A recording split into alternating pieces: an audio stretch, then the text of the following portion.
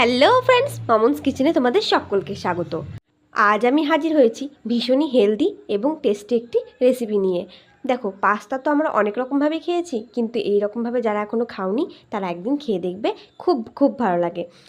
আর এটা হেলদি হওয়ার কারণে বাচ্চা থেকে বড় সকলেই কিন্তু খেতে পারবে নিশ্চিন্তে। তাহলে চলো বেশি দেরি না করে আজকে রেসিপিতে যাওয়া যাক। আর আমার বন্ধুদের কাছে অনুরোধ, স্কিপ না করে পুরো ভিডিওটা দেখার। আশা করছি তোমাদের অনেক অনেক ভালো লাগবে, আর ভালো লাগলে দয়া করে লাইক কমেন্ট শেয়ার করে দিও। তাহলে চলো এবার রেসিপিতে যাওয়া যাক। তো দেখো, প্রথমে আমি এখানে পাস্তা রেসিপির জন্য পাস্তা তো লাগছেই। আমি এই পাস্তাগুলো নিয়েছি, তোমরা হাতের কাছে যে পাস্তা পাবে সেই পাস্তা দিয়েই করতে পারো। আর এখানে নিয়েছি আমি কিছু সুইট কর্ন মানে ভুট্টা, আর নিয়েছি টমেটো কুচি, নিয়েছি একটা ছোট গাজর কুচি করে নিয়েছি, আর নিয়েছি কাঁচা লঙ্কা কুচি, আর এখানে বাটির মধ্যে নিয়েছি চিলি ফ্লেক্স। এটা কিন্তু আমার বাড়িতে বানানো চিলি ফ্লেক্স। আর এখানে নিয়েছি আমি দুধ, আর এখানে নিয়েছি ময়দা। ময়দাটা কিন্তু আমার এতটা লাগবে না, আমি পরিমাণ মতো নেব।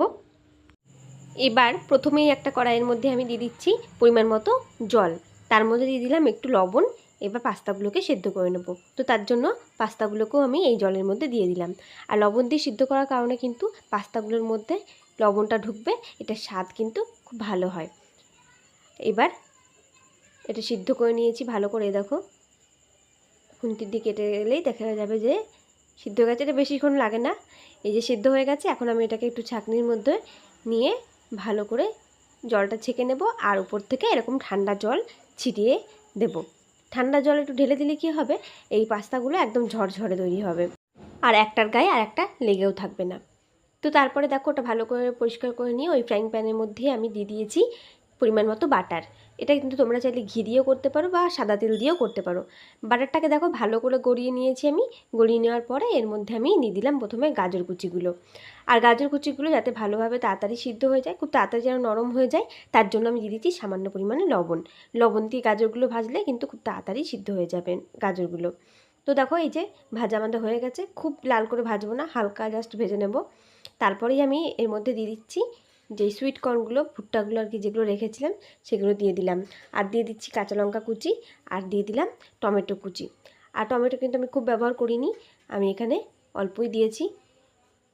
এবার দেখো, সমস্ত কিছুকে আমি ভালো করে একটু ওই 2 থেকে 3 মিনিট মতো একটুখানি আর কি হালকা ভেজে নেব। খুব বেশি ভাজবো না, এগুলোই কিন্তু খুব বেশি ভাজা যাবে না, হালকা হালকা করেই ভেজে নিতে হবে। তো তারপরে দেখো, হালকা একটু ভেজে নেওয়ার পরে এর মধ্যে আমি দিয়ে দিলাম চিলি ফ্লেক্স। আর চিলি ফ্লেক্স কিন্তু আমি এখনই সবটা দিয়ে দিচ্ছি না, অল্প দিয়েছি, পরবর্তীকালে আমি আরও বাকিটা ব্যবহার করব। তবে এটা কিন্তু বাচ্চারা খেলে সেখানে তোমরা লঙ্কাটা স্কিপ করে যেতে পারো, মানে ঝালটা একটু কমিয়েও দিতে পারো। তো দেখো, এই যে এবার সমস্ত কিছুকে ভালোভাবে নেড়ে চেড়ে নিচ্ছি।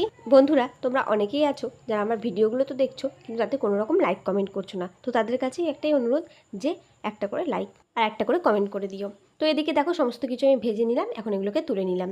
তারপর ওই ফ্রাইং প্যানের মধ্যে আমি আরেকটু বাটার দিয়ে দিয়েছি। এবার বাটারটাকে গলে যাওয়ার পরে এর মধ্যে এখন আমি দিয়ে দিচ্ছি ময়দা। যে ময়দাটা রেখেছিলাম সেখান থেকে আমি 3 চামচ মতো, বড় চামচে 3 চামচ মতো ময়দা দিয়ে দিয়েছি। এখন খুব ভালো করে এই বাটারের সাথে ময়দাটাকে কিন্তু মিশিয়ে নিতে হবে। এটাই আমাদের পরবর্তীকালে সসের কাজ করবে। কোনো রকম অন্যান্য সস আমি ব্যবহার করব না, একদম বাড়িতে তৈরি হোয়াইট সস আজকে তোমাদের সাথে তৈরি করেও দেখাচ্ছি। তো এ দেখো, ভালো করে আমি ময়দাটাকে মিশিয়ে নিয়েছি তেলের সাথে। তারপর এর মধ্যে আমি অল্প অল্প করে দুধটা ব্যবহার করছি। এখন দুধটাকে দিয়ে ভালো করে এটা কিন্তু মেশাতে হবে।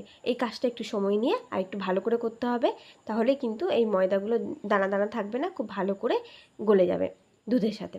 তো এই দেখো, ভালো করে আমি গলিয়ে নিয়েছি। দেখতে পাচ্ছ আস্তে আস্তে একটু সময় লাগছে, কিন্তু এটা খেতে কিন্তু খুব ভালো লাগে।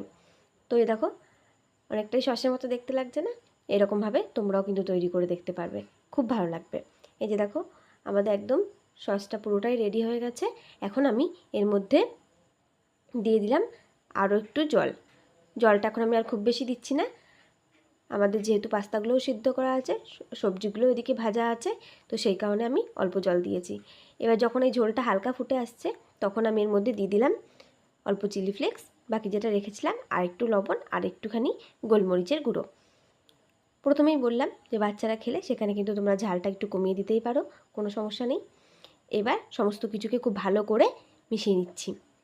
এবার এটা কিছুক্ষণ হালকা ফুটে আসার পরে এর মধ্যে আমি দিয়ে দিলাম ভেজে রাখা যে গাজর টমেটো সব কিছু রেখেছিলাম, সেই সমস্ত কিছু আমি দিয়ে ভালো করে এখন এর মধ্যে মিশিয়ে নিলাম।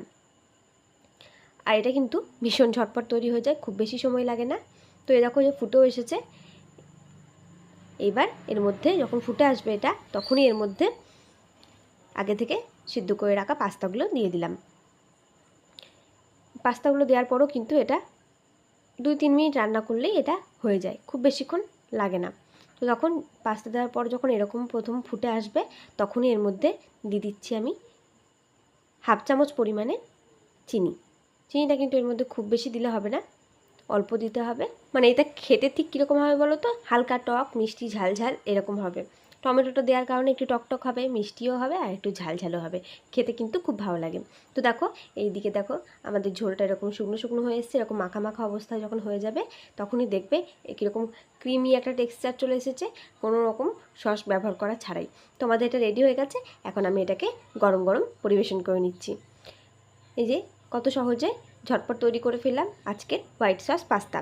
তো ফ্রেন্ডস, আমার আজকের রেসিপি কেমন লাগলো অবশ্যই কমেন্ট করে জানিও। আশা করছি তোমাদের ভালো লেগেছে। আর ভালো লাগলে একটা লাইক কমেন্ট শেয়ার করে দিও। আর যারা এখনও আমার চ্যানেলটিকে সাবস্ক্রাইব করোনি, প্লিজ চ্যানেলটিকে সাবস্ক্রাইব করে দিও।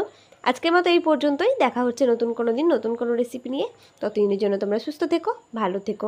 ধন্যবাদ।